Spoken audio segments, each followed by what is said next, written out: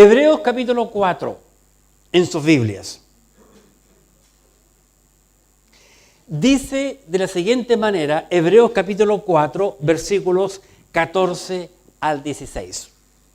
Por tanto, teniendo un gran sumo sacerdote que traspasó los cielos, Jesús, el Hijo de Dios, retengamos nuestra profesión. Porque no tenemos un sumo sacerdote que no pueda compadecerse de nuestras debilidades, sino uno que fue tentado en todo según nuestra semejanza, pero sin pecado. Acerquémonos, pues, confiadamente al trono de la gracia, para alcanzar misericordia y hallar gracia para el oportuno socorro. Así concluye el capítulo 4. Y hemos estado avanzando lentamente, pero interesantemente, aprendiendo cosas muy curiosas que tiene la Escritura, la palabra de Dios. En este momento quiero compartirle el tema Jesucristo mejor que el sacerdocio levítico. Jesucristo mejor que el sacerdocio levítico. Quizás tú te preguntas, ¿qué tienen que ver los levitas aquí con el pasaje? Mucho, muchísimo, diría yo. Porque dice, por tanto, observen, un lenguaje muy paulino, por tanto, teniendo un gran sumo sacerdote que traspasó los cielos.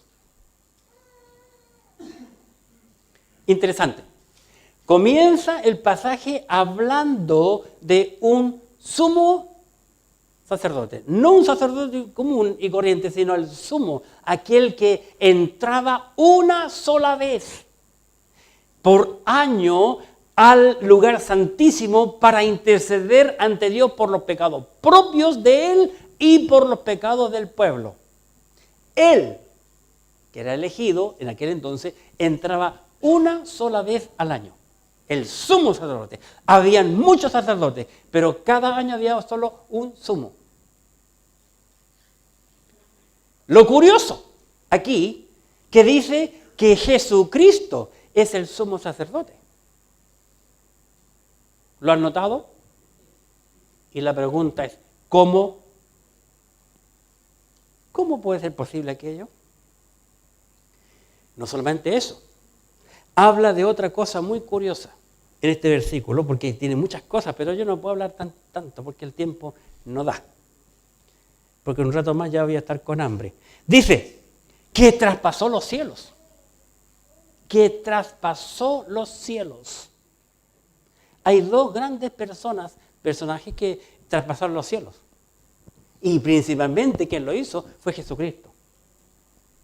Porque Él descendió del cielo y subió hasta el tercer cielo. Vino del tercer cielo a la tierra, hizo su ministerio, cumplió el ministerio y retornó nuevamente al cielo, en donde está en este momento. Así que Jesucristo, mejor que el sacerdocio levítico, es el tema que quiero compartir porque es lo que yo veo aquí abiertamente en este pasaje. Recordemos una vez más que este libro fue escrito para los hebreos, pero sí podemos entender y aprender muchas cosas aquí. Cuando cada hebreo quería ir a Dios, necesariamente tenía que ir al sacerdote. Ningún hebreo podía en el pasado ir a Dios directamente como ahora tú y yo podemos. La Biblia, la palabra de Dios, nos enseña ahora a nosotros, los creyentes, que cualquier persona puede ir a Dios tan solo si dice en el nombre de Jesucristo. Cada vez a través de la oración, Cuando pedimos cualquier cosa, según la Biblia, en el nombre de Jesús, porque Jesucristo dijo, todo lo que pides al Padre, en mi nombre, yo os lo daré. Así que cada creyente ahora puede ir a Dios sin necesidad de un sacerdote humano. Pero sí del sumo sacerdote llamado Jesucristo, que es divino. No sé si me van entendiendo. Va a decir entonces que el hombre siempre ha tenido que pasar por un sacerdote para llegar a Dios. Jesucristo, dice la Biblia, que es el apóstol y sumo sacerdote. El sumo era el principal, el más alto sacerdote. Vamos a la Biblia para recordar, capítulo 3, versículo 1. 3.1 de Hebreos, lógicamente. Hebreos 3.1. Por tanto, hermanos santos, participantes del llamamiento celestial, considerad, observen, considerad al apóstol y sumo sacerdote de nuestra profesión. ¿Quién fue? Dice Cristo Jesús. El creyente siempre debe de considerar a Cristo Jesús. Y aquí menciona a Cristo que no solamente es un sumo sacerdote, sino que también apóstol, porque fue enviado. La palabra apóstol significa enviado. Fue enviado de Dios. Yo no quise enfatizar cuando pasamos por 3, porque recién ahora del 5 al 7 se habla mucho del sumo sacerdote y vamos a estar hablando acerca de aquello. Vamos a la Biblia, capítulo 4, Hebreos, capítulo 4. ¿Qué más dice? Versículo 14. Por tanto, teniendo un gran sumo sacerdote que traspasó los cielos, Jesús, el Hijo de Dios. Así que abiertamente la Biblia nos dice que Cristo es el sumo sacerdote. Recordemos. Jesucristo mayor que el sacerdocio levítico. Todos los sacerdotes debían de proceder de Leví. ¿Estamos? Para que entendamos, no lo tenía en mi apunte, pero vayamos para que me crean. Éxodo. Vamos a ver a este muchacho, ¿cómo se llama? Aarón. Éxodo. Y es capítulo 2. Un varón, Éxodo 2.1, un varón de la tribu de Leví fue y tomó una mujer, por mujer a una hija de Leví. Así que un hombre levita toma a una mujer levita y se casan. La que concibió a Dios a luz un hijo y viéndole que era hermoso le tuvo escondido 3 meses y no pudiendo cortarle más tiempo, tomó una arquilla de junco, la calafateó con asfalto y brea y colocó en ella al niño y lo puso en un carrizal a la orilla del río. Aquí comienza la historia hablando acerca de Moisés. Interesante.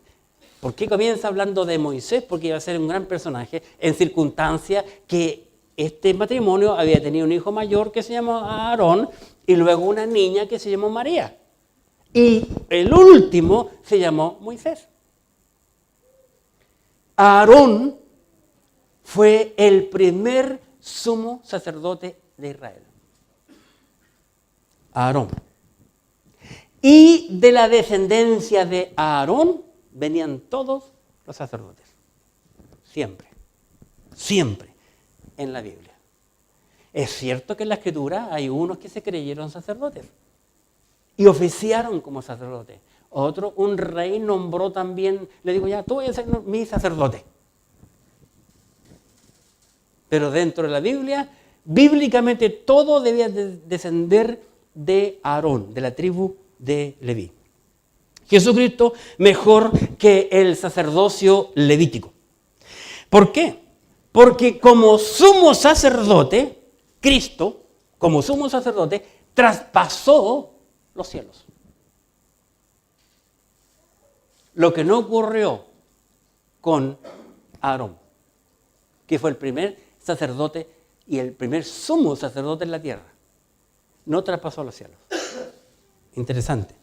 Jesucristo, según la Biblia, dejó el trono, dejó la gloria, dejó el cielo, el tercer cielo, para venir a este mundo y sufrir y dar su vida y derramar su sangre por ti, por mí y por toda la humanidad.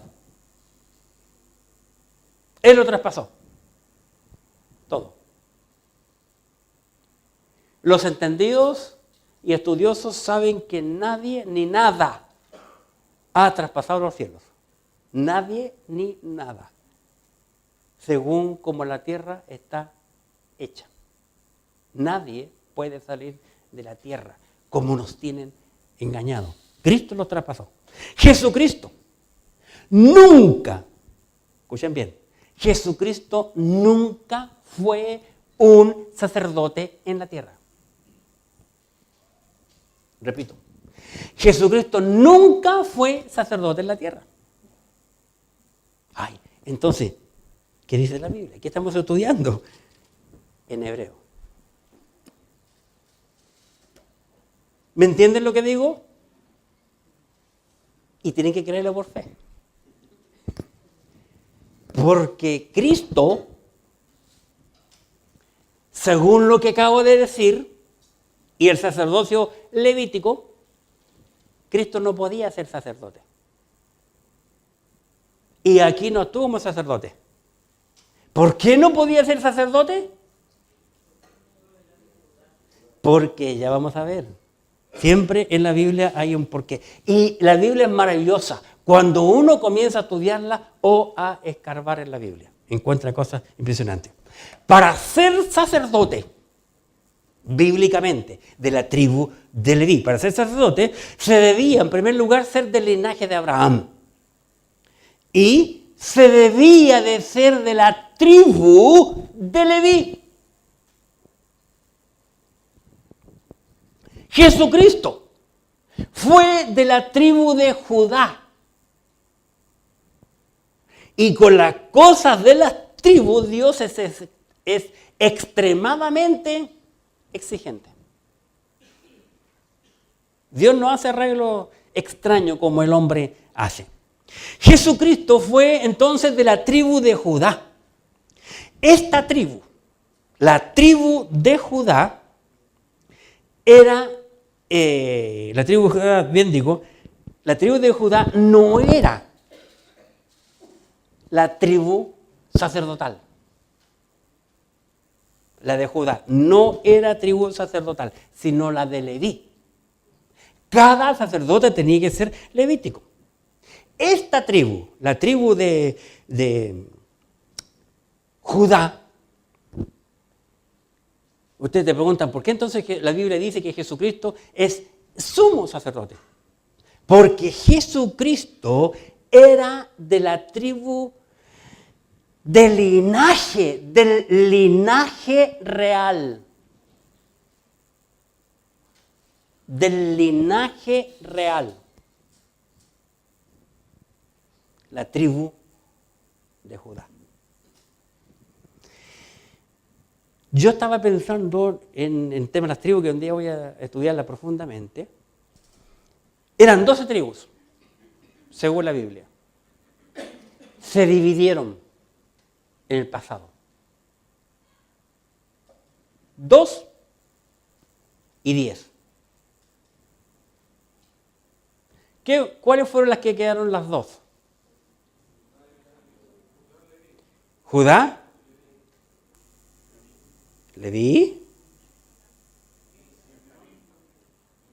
No, las 2, solamente las 2. Judá y Benjamín. Judá y Benjamín. Las otras se apartaron.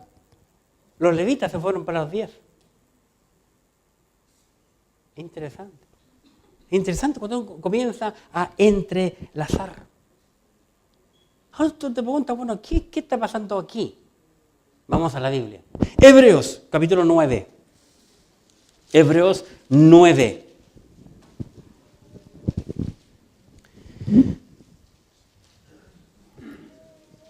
Hebreos 9, versículo 15.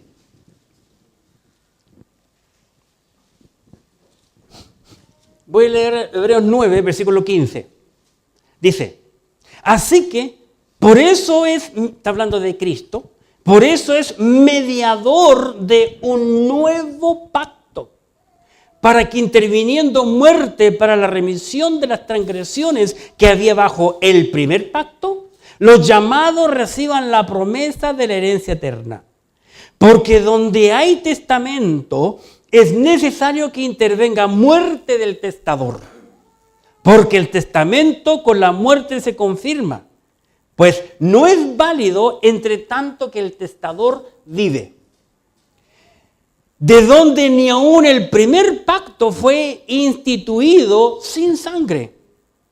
Porque habiendo anunciado a Moisés todos los mandamientos de la ley a todo el pueblo, tomó la sangre de los becerros y de los machos cabríos con agua, lana, escarlata e hisopo y roció el mismo libro y también a todo el pueblo, diciendo, esta es la sangre del pacto que Dios nos ha mandado. Interesante. Un pacto. Capítulo 12 del libro de Hebreos. Hebreos 12, versículo 24. 12, 24. ¿Qué dice el apóstol aquí en Hebreos 12, 24? A Jesús. Observen. A Jesús. ¿Qué más dice? El mediador del nuevo pacto y la sangre rociada que habla mejor que la de Abel. Entonces aquí notamos abiertamente, hermanos, que algo está pasando. En el pasado hubo un cordero que murió en Egipto, el cordero pascual, como cuadro de la persona del Señor Jesucristo que los hebreos nunca entendieron. Nunca entendieron los hebreos cuando el Señor a través de Moisés le dijo que debían de pintar aquí, aquí y aquí en la puerta de cada hogar hebreo, simbolizando la cruz de Cristo.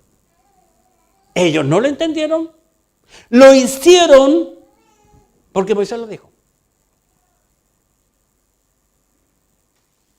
Ahora, a través de los años que han pasado, dice aquí en la Escritura que Jesús es el mediador de un pacto nuevo.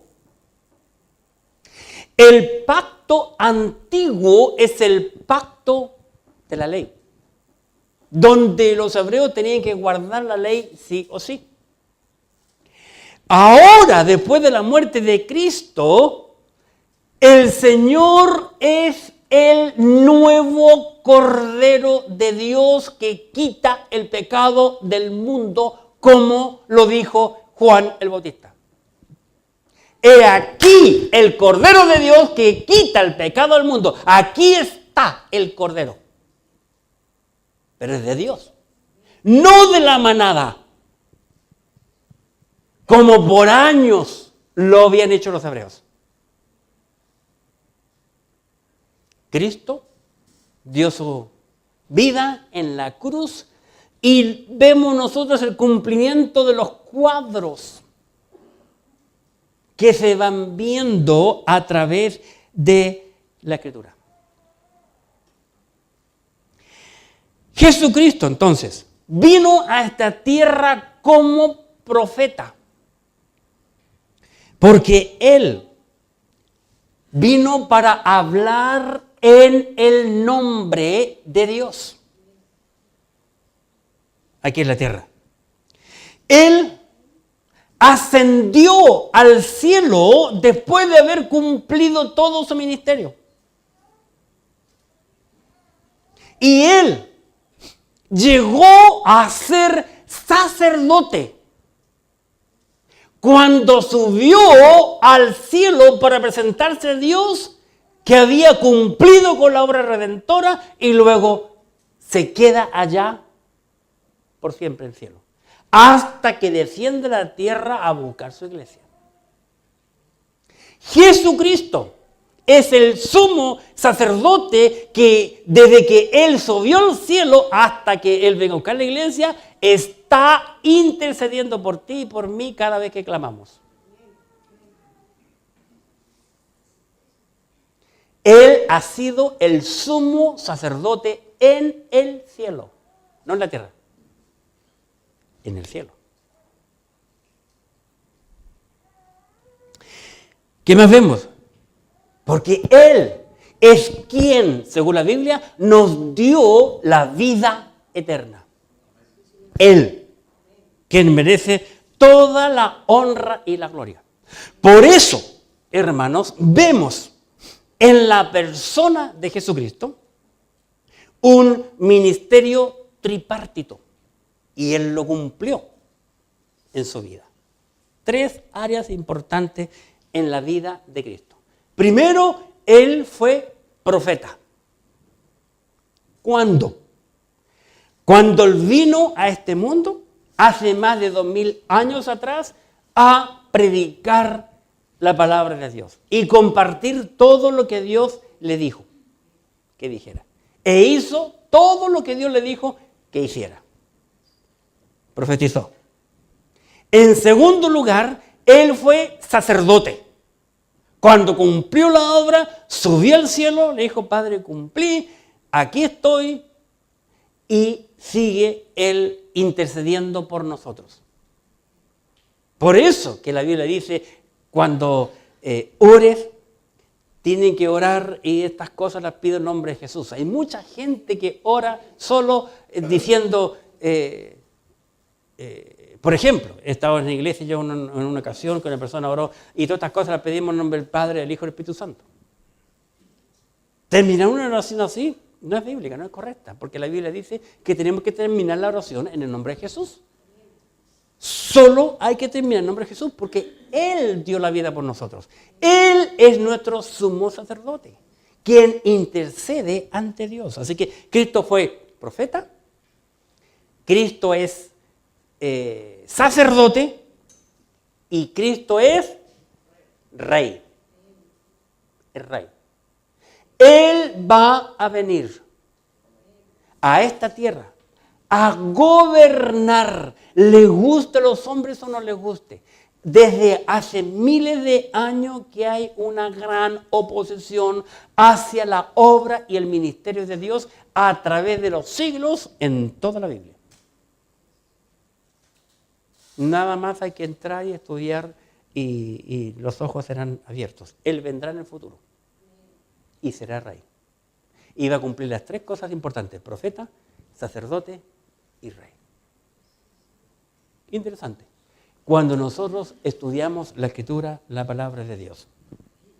Por eso, el apóstol aquí, en Hebreos capítulo 4, nos dice, en el versículo 14, observemos bien el 14, 4:14. Por tanto, teniendo un gran sumo sacerdote que traspasó los cielos, Jesús, el Hijo de Dios, observe la palabra que dice, retengamos. ¿Qué es retener? Mantener, ¿verdad? Retener o mantener nuestra profesión. Hay más que profesión, yo busqué en otras Biblias, la palabra más correcta es nuestra confesión. Lo que hemos confesado, la fe que hemos puesto en Cristo, mantener la fe. Hay muchas personas en el día de hoy, creyentes, que han perdido la fe, que ya no están siguiendo al Señor, que se han ido por otros atajos, ya no por el camino. Jesucristo dijo, yo soy el camino, la verdad y la vida. No, otros han buscado una caletera. No van por la carretera, van por el lado, por el costado. Y en cualquier momento se desvían. Por eso el apóstol dice aquí abiertamente, retengamos nuestra confesión, lo que hemos creído, la fe en la cual está cimentada nuestra fe, nuestra vida cristiana. Retengamos. Y, en segundo lugar, Jesucristo, mejor que el sacerdocio levítico. ¿Por qué? Porque como sumo sacerdote, dice el pasaje, es compasivo. Él es compasivo. Todos los otros sacerdotes eran legalistas. Cristo es compasivo. Hay muchos pasajes. Demasiados pasajes. Por ejemplo, cuando llegan las mujeres y los fariseos, que fueron los fariseos, saduceos y los escribas, que fueron los más abiertamente enemigos, opositores a Cristo, en todo el ministerio de Cristo, siendo ellos hebreos, muchas veces dice la Escritura, en los evangelios, que venían a él para tentarle. Traen una mujer y le dicen al Señor, hemos pillado a esta mujer en el acto mismo del adulterio. Vemos la hipocresía. Yo estuve predicando hace unos meses atrás acerca de ello. Totalmente hipócrita. ¿Por qué traen a la mujer y dónde está el hombre? Si para tener adulterio se requiere un hombre y una mujer. Pero la traen solo a ella. Y le dicen, ¿qué dice la ley? ¿Acaso la ley no dice a través de Moisés que a las tales hemos de apedrearlas hasta morir? Y yo creo que ya tenían todas las mochilas llenas de piedras. Y Jesús le dijo, sí, bueno, cumplamos la ley. Sí, la ley dice eso, dijo Jesucristo. Pero el que de vosotros esté sin pecado, lance la primera piedra. Y luego Jesús, dándole a la mujer y rodeado de cientos de fariseos, saduceos allí, escribiendo en el suelo, sin duda que él escribió, no cometerás adulterio. Eso es lo que yo creo que él escribió, no cometerás adulterio. Y dice, de los más ancianos, de los más jóvenes, al ver aquello, comenzaron a analizarse cada uno, como dice Pablo en Corintios, a examinaos a vosotros mismos si estáis en la fe. Dice la Biblia que empezó calladito cada uno a irse. No quedó ni un hombre. Y Jesús le levanta la cabeza y le dice a la mujer, ¿ninguno te condenó, mujer? No, Señor, ninguno. Ni yo. Que soy Dios hecho carne, te condeno. Pero, vete y no peques más.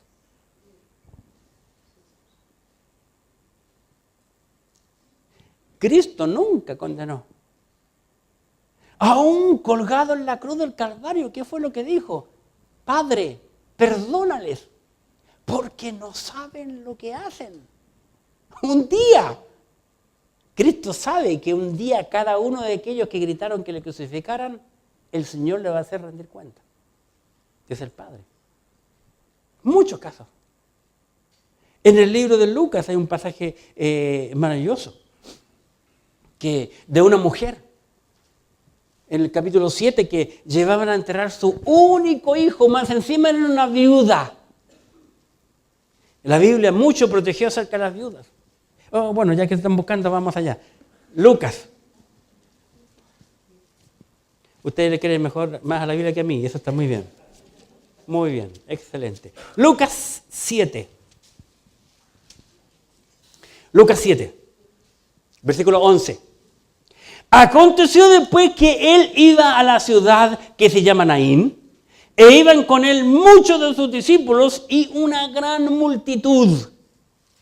Cuando llegó cerca de la puerta de la ciudad, he aquí que llevaban a enterrar a un difunto, hijo único de una madre, la cual era viuda, y había con ella mucha gente en la ciudad. Y cuando el Señor la vio, se compadeció de ella y le dijo, no llores. Y acercándose, tocó el féretro, y los que lo llevaban se detuvieron. Y dijo, joven, a ti te digo, levántate. Entonces se incorporó el que había muerto y comenzó a hablar y lo dio a su madre. Compasión. Compasión. Cuando Jesús fue a Betania, sabía que había muerto Lázaro y llega al lugar allí. Le dice la hermana, Señor, si tú hubieses estado aquí, mi hermano no habría muerto. Pero como no estuviste aquí, mi hermano murió. Quiso decirle ella, ¿no te he dicho que si crees, verás la gloria de Dios? Sí, Señor, pero será en el futuro. ¿Dónde le pusieron? Ay, Señor, es de 4 días, han pasado 4 días. Jesús ya está muerto 3. Interesante.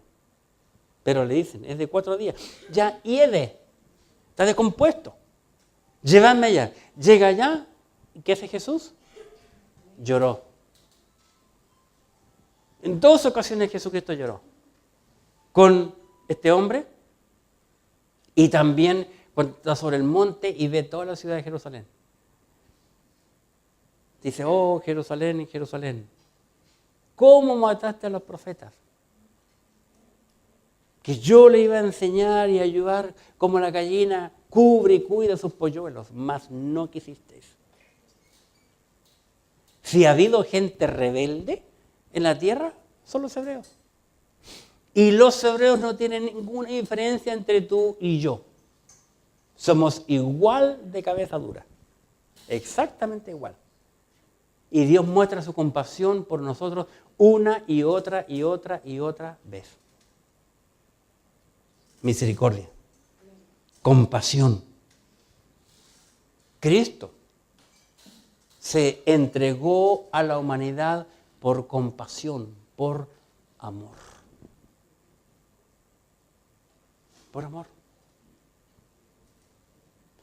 Jesucristo fue tentado, porque la Escritura, volvamos a nuestro pasaje, 4:15, porque no tenemos un sumo sacerdote que no pueda compadecerse de nuestras debilidades, sino uno que fue tentado en todo según nuestra semejanza, pero sin pecado. Cristo fue tentado, pero no pecó. Dice la Biblia que Él no pecó. Lo dice la Escritura, la palabra de Dios.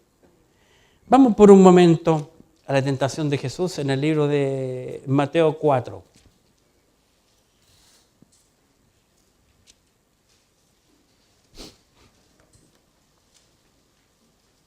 Mateo capítulo 4. Observemos. Mateo capítulo 4, versículo 1. Entonces Jesús fue llevado por el Espíritu al desierto para ser tentado por el diablo. Noten. Y tú te preguntas, bueno, ¿por qué Dios permitió esto? Porque la Biblia decía que es ser tentado y que no haya caer en la tentación.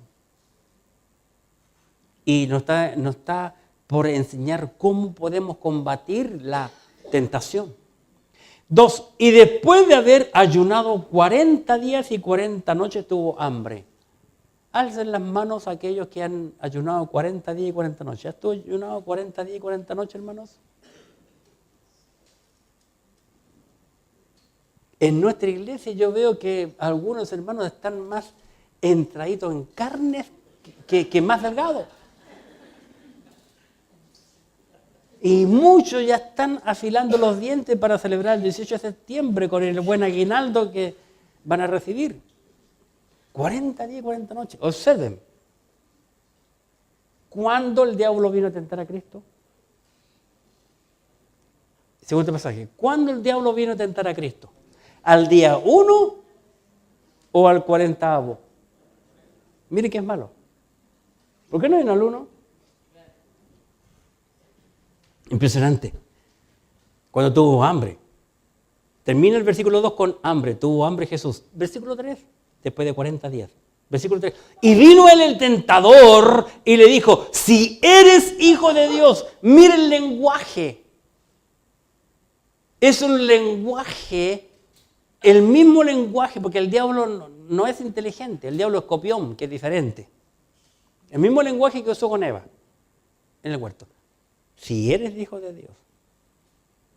Cosa que Jesús hubiese pensado, uy, tiene razón. Y si la verdad no soy hijo de Dios, me estoy autoengañando. Si eres hijo de Dios, di que estas piedras se conviertan en pan. A ver, muestra tu poder. ¿Cristo podía haber convertido esas piedras en pan? Claro que sí, pues, hermano. Sí, Él creó el mundo, según todo lo que hemos visto hasta ahora en este mismo bendito libro, Hebreos. Él, versículo 4, respondió y dijo, escrito está, no solo de pan vivirá el hombre, sino de toda palabra que sale de la boca de Dios. Y lo paró inmediatamente. ¿Con qué Jesús paró la tentación? Las 3 tentaciones aquí en este pasaje, con la Biblia. Con la Biblia. Por eso es importante memorizarla para tenerla aquí. No vamos a estar ahí frente al diablo y el diablo nos tienta, oye, espérate un poquito a buscar en la Biblia. Y buscamos, no pasa nada. Oye, espérate un poquito a buscar una concordancia.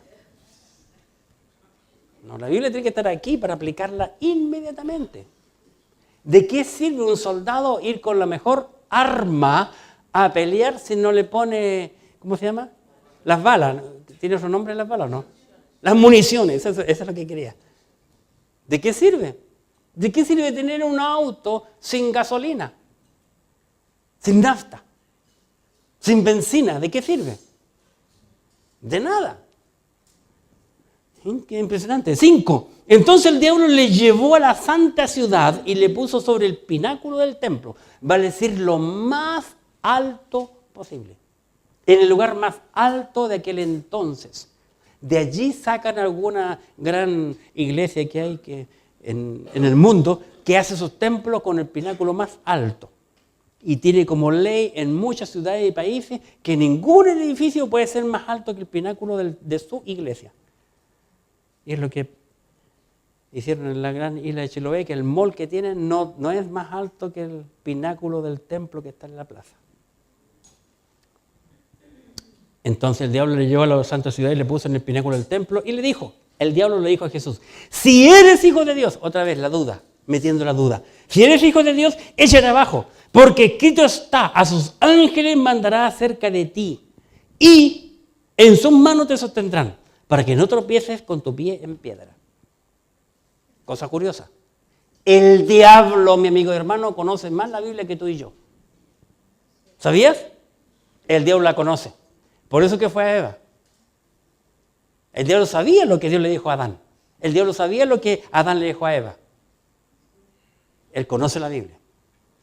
Por eso que no se engaña. No hay mentira más diabólica cuando hay un poco de verdad mezclada con un poco de mentira. Y es lo que hizo el diablo aquí porque cambia un poco este versículo. 7. Jesús le dijo, escrito está también, no tentarás al Señor tu Dios. 8. Otra vez le llevó el diablo a un monte muy alto y le mostró todos los reinos del mundo y la gloria de ellos. Interesante. El monte más alto y él pudo ver todo el planeta. Cristo vio todo el planeta. Y observen lo que hace el diablo. Miren qué interesante. 9. Y le dijo, todo esto te daré si postrado me adoraré. Dios había creado a Adán para gobernar el mundo. Adán rechazó. El diablo hasta ahora es el Señor del mundo. ¿Quién dirige? ¿Y quién está controlando el mundo? Todo lo que pasa en el mundo, absolutamente todo, está siendo controlado por el diablo. Usando ciertos personajes. Todo. Hasta el clima. Los remedios. Las guerras. Las enfermedades. La hambruna. Absolutamente todo. Así que la Biblia ya lo decía. Todo esto te daré si postrado me adorares. El diablo no está mintiendo. Aquí. 10. Entonces Jesús le dijo, vete, Satanás, porque escrito está, al Señor tu Dios adorarás y a Él solo servirás. El único que merece toda la honra y la gloria es el Señor. Nadie más. Pero hoy en día, hasta que en este preciso momento hay muchos que están adorando al diablo. Y hay mucha gente en el mundo que muere diariamente, especialmente niños, ofrecidos al diablo por gente que ustedes ni se imaginan. Jesús fue tentado en todo, pero sin pecado. Primera epístola de Pedro, capítulo 2. Primera epístola de Pedro, capítulo 2. En el versículo 1 de Pedro 2, 21 y 22. 1 de Pedro 2, 21. Dice 2:21, pues para esto fuiste llamado, porque también Cristo padeció por nosotros, dejándonos ejemplo para que sigáis sus pisadas, el cual no hizo pecado, ni se halló engaño en su boca. Ahí tenemos dos testigos de que Cristo no pecó. Hebreos y Pedro. Jesucristo, mayor que el sacerdocio levítico. Para concluir, nosotros hoy somos tentados igual, pero con la gran diferencia que caemos en el pecado. ¿Y qué hace el diablo? Nos tienta de alguna manera, y si no caemos un día o en otro, pues dice, te voy a hacer caer igual, tarde o temprano te vas a caer. Y cuando caemos, ¿qué hace el diablo? Dice la Biblia que el diablo tiene permiso hasta 1 hora a subir al cielo, según el libro de Apocalipsis, y burlarse de nosotros. Oye, mira, fulano tal no era un creyente, mire cómo lo tengo. Ja, ja, ja, riéndose en la cara de Dios. Nuestro acusador, dice el libro de Apocalipsis. Santiago capítulo 1, versículo 14, bien digo. Santiago 1, 14. Inmediatamente después de Hebreos. Santiago 1, 14. ¿Qué dice? Santiago 1, 14. Sino que cada uno de nosotros, lógicamente, cada uno es tentado cuando de su propia concupiscencia es atraído y seducido.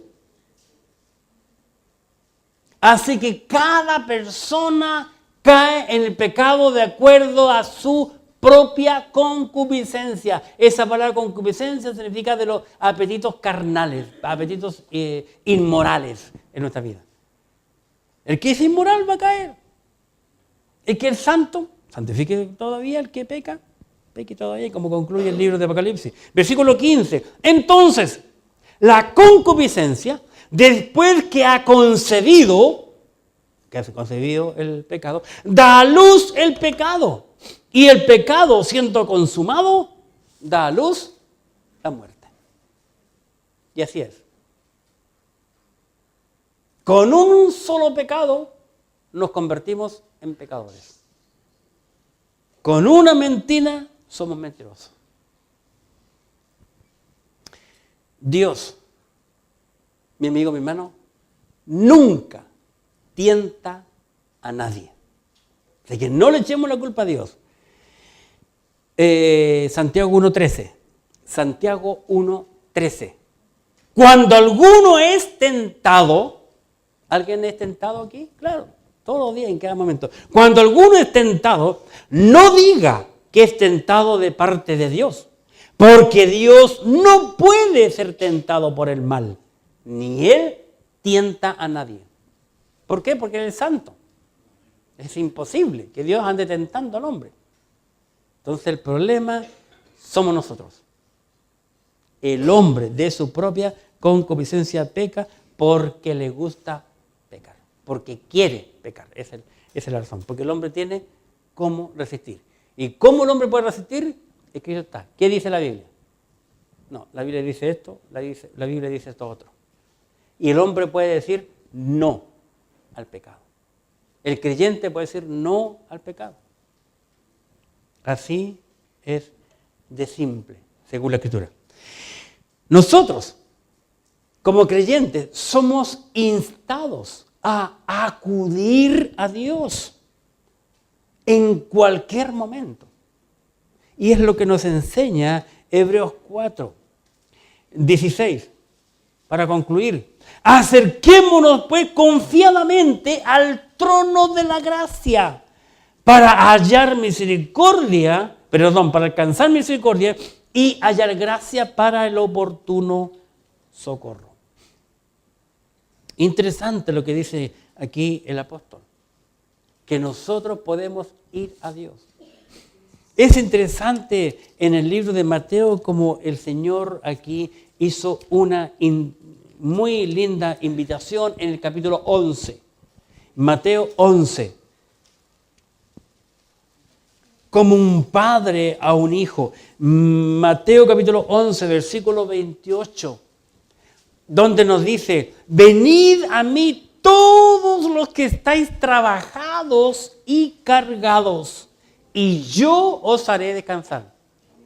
Cristo invita a cualquier persona, no importa condición social, ni económica, ni física, ni tampoco intelectual. Venid a mí, cualquier persona que está con problemas, con dificultades, con cargas de pecado. 29. Llevad mi yugo sobre vosotros y aprended de mí, que soy manso y humilde de corazón, y hallaréis descanso para vuestra alma. Porque mi yugo es fácil y ligera mi carga. Cuando nosotros vamos con Cristo y cargamos en nuestros pecados, va a ser ligera la carga. Él quiere llevar nuestras cargas, pero ¿cuántas veces nosotros nos afligimos? Nos aproblemamos. ¿Por qué nos cansamos? Si Cristo dice, echa sobre mí tus cargas. ¿Para qué? Pero no queremos creerle a Él. Dice, y para hallar gracia para el oportuno socorro. ¿Dónde encontramos la gracia? La gracia la encontramos en Dios. Efesios, un lindo pasaje que conocemos todos. Efesios, capítulo 2. Muy interesante este pasaje. Efesios 2.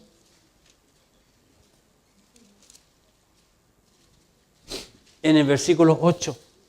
Porque por gracia sois salvos por medio de la fe. Y esto no de vosotros. La gracia y la fe no es del hombre, no es del mundo, es de Dios, viene de Dios. ¿Qué tenemos que hacer nosotros? Alcanzarla nada más, buscarla. Porque por gracia sois salvos por medio de la fe. Y esto no de vosotros, pues es don de Dios. No por obras, para que nadie se gloríe. La gracia viene de Dios. ¿Estás tú seguro, mi amigo, mi amiga, que eres un hijo o una hija de Dios? El Señor Jesucristo es el único que puede dar la vida eterna, porque Él es el sumo sacerdote del nuevo pacto, del pacto de la gracia, no del pacto de la ley. Él es el sumo sacerdote.